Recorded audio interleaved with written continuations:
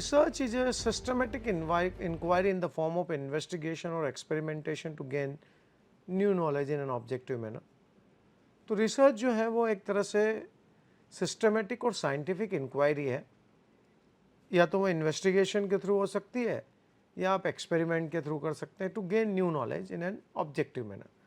तो ये एक डिक्शनरी में जिस तरह से रिसर्च को डिफाइन किया गया वो यहीं पे ये लिखा हुआ है। तो इसके कुछ टर्म है जिसको हमें थोड़ा समझने की ज़रूरत है। क्यों हम रिसर्च को कहते हैं कि सिस्टमेटिक इंक्वायरी है?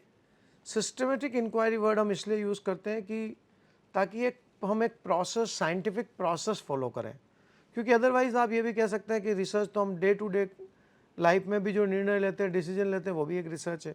फॉर एग्जांपल आपको कोई नया फ़ोन ख़रीदना है तो हम कैजुअल भाषा में, आम चाल बोलचाल की भाषा में बोल देते हैं कि यार रिसर्च करके एक नया फ़ोन खरीदूंगा, राइट? या मैं रिसर्च करूंगा कि नया कोर्स कौन सा मुझे अटेंड करना चाहिए।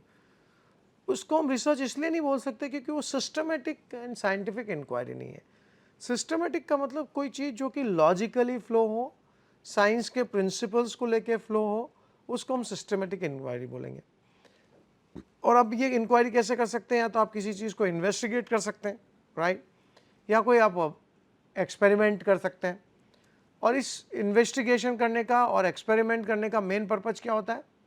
आपका मेन पर्पज़ होता है टू गेन न्यू नॉलेज, नया ज्ञान प्राप्त हो जाए आपको इन एन ऑब्जेक्टिव मैनर। ये बहुत इंपॉर्टेंट है क्योंकि रिसर्च में ये बहुत ही इंपॉर्टेंट करेक्टरिस्टिक्स है कि ये ऑब्जेक्टिव होना चाहिए, इसमें कोई बायसनेस नहीं होनी चाहिए।